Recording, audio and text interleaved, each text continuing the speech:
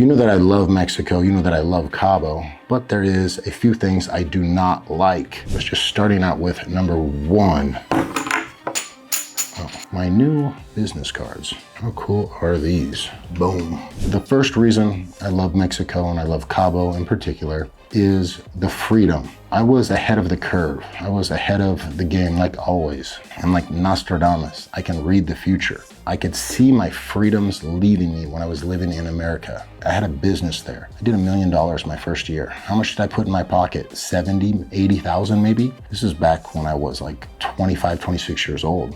I had a huge nightclub and all the money went to the government, all of it. And what did they give me for that? Nothing, a hard time. They didn't give me shit. Hard to get anything done. They made me stay open 7 days a week, even though I was only making money on the weekends. Their rules were making me have an unsuccessful business and making me work 7 days a week when I only needed to work 2 days a week, Friday and Saturday. And then the rest of the week I could have did a different business. I couldn't do the business in the way I wanted to. Land of the free? No. Cabo San Lucas, land of the free. So I can do business here. You know, of course there's rules and things here, but it is better. It is much better than the States. You can leverage your life, right? If you're living in Maine, if you're living in New York, if you're living in California, and you come here, you can have a much nicer property. On top of that, you can get a driver, an assistant, a full-time cleaning lady.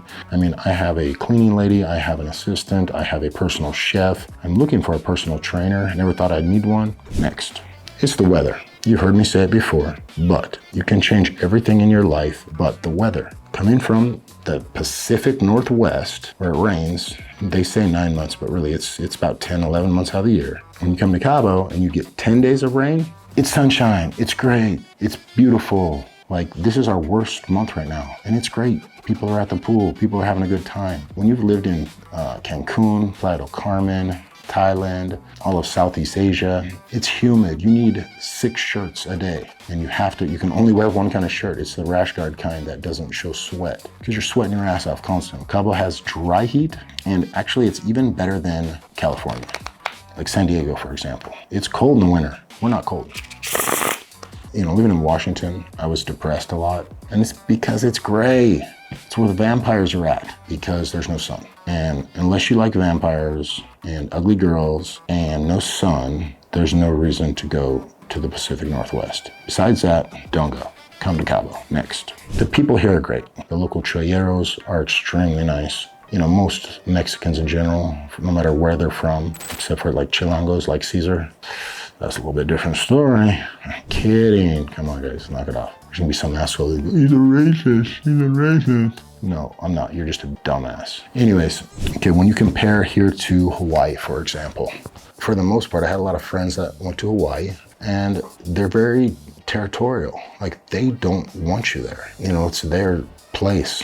Cabo, the exact opposite. Actually, it's not just the Americans that come here too. It's not just the Canadians. It's people from all over Mexico. They come here, they work here to make money to send back to their families. That's why I say Cabo is the heart of Mexico. It's also one of the reasons that Cabo is so safe, because if something happens to a tourist, it's bad for everybody. You can't mess with tourists. It's a law and it's a rule. Cabo has something for everyone. Cabo is a small city, but there is a ton to do. You guys have heard me say this in the past, but the longer I live here, the more I find out there is to do. If you watch my video right here on amenities, or maybe it's right here, you can look at quite a few of the different things you can do. Some of those things include golf. We have some of the best golf courses in the world here in Quivira. Also in Diamante has some of the best golf courses. That's a Tiger Woods course. Here's a Jack Nicklaus signature golf course. Fishing, you have all water sports possible. In fact, Bisbee is coming up. The biggest fishing tournament, I think, in the world. First place, we're talking about $5 million, roughly, I don't know, a shitload. You got teams coming from all over the world, Japan, Korea. Cabo checks all my boxes, you know, and I've got a big box, if you know what I'm saying. Girls, people, the food, the opportunity, the fact that it is an easy flight home, it's a direct flight everywhere. A very amazing, magical place. Things I don't like about Cabo San Lucas. Things I hate about Cabo San Lucas. Things that I despise about Cabo San Lucas.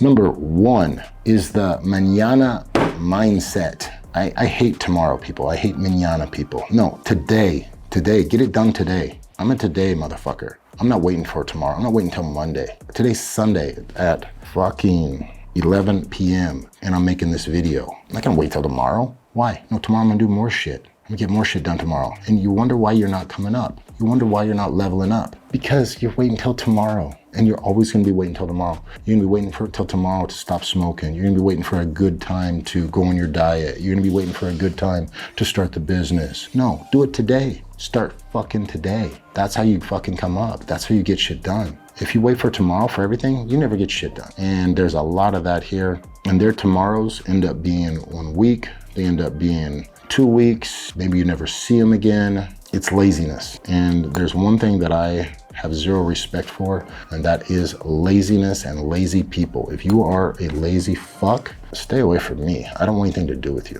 I honestly want nothing to do with you. If you're, at the end of a party and you see everybody cleaning and you're not pitching in, you're a lazy fuck. You're working your 40 hours a week and you're crying about why you're not coming up, you're a lazy fuck. You should have 2 jobs, or you should be working more hours. Number 2, there is a few people in some high positions that get paid a very low wage to do an important job. For example, if you have a security guy who's getting, I don't know, $6, $7 a day, he or she who cannot speak English, for example, and it's their job to let people in. Now, maybe the person that they're supposed to be letting in is a billionaire with a B, and they're not letting him in because they don't really know what's going on. They don't know how to read a situation. They don't know how to read a room. We're in Mexico. You should be speaking Spanish. I do agree with that 100%. That being said, when people first come here, they can't speak Spanish. And so let's say, for example, I have $1 million buyer or a $1 billion buyer, and they're trying to get in here, but they don't speak Spanish, and the security guard at a luxury resort doesn't speak English. That's pretty stupid. Find somebody to pay $12 a day and get that person in there, or have the management at the top do a better job, teach people better, have a better system in play, have better SOPs, but figure it the fuck out. Because some of these positions that maybe you think are like small positions are extremely important. I've literally had clients that couldn't get in because the security guard was so, for lack of a better word, retarded. They were so fucking retarded that he didn't let in a fucking multi-millionaire / billionaire into the fucking property. And I had another time when I was doing a charity, same thing. Didn't let people in. And these guys were there to give money to the kids in the barrio. That's what they were there for. It was a fundraiser for my charity. They were there to give money to Cabo San Lucas, and you don't let them in. And then there is the stereotyping, which I think this is every country in the world, but people definitely will stereotype you not by your skin, not by your race, but by your vehicle.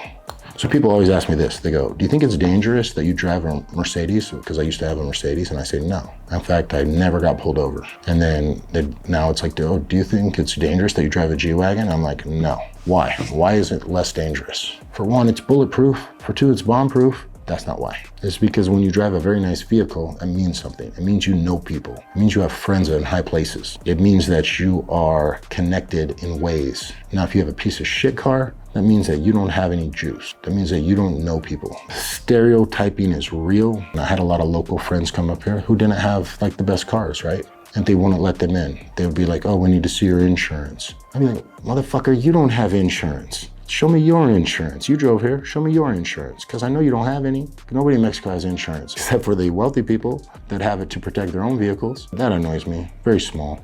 Okay, complainers in communities. Old people without kids or grandkids that don't have a hobby. These people fuck my life. These are some of the worst humans ever because they got nothing to do but try to make your life hell. For example, I have a little baby dog, which is a service animal for my CTE because I was a professional fighter. Got punched in the head a few times, and sometimes I have some anxiety, some stress. So I have my little baby dog, and sometimes I take her to the pool with me. Well, it has a little sign that says no dogs. But if your dog's a service animal, you could take your dog there. I could see that, somebody had made a complaint on me, and I can see who took the goddamn picture. It's so obvious, right? I have pictures of you and the dog. Actually, he's a service dog. I don't care what he is. You're just an unhappy lady. You have nothing better to do. Go Like, that's what you're doing with your life? Like, why don't you go do something positive? And there's a lot of people that have a lot of other just stupid things that they try to do. It's like, good Lord. At the end of the day, Cabo San Lucas is heaven on earth. Yeah, there are things I don't love, but every one of those challenges makes you sharper. This place will teach you patience, discipline, leadership, and gratitude. That's why I say it proudly, Cabo San Lucas, the best place in the world, Cabo San Lucas, the land of the free. Viva Mexico, Viva Cabos, Viva CABOONE. I'll see you in the next video. I'm all in.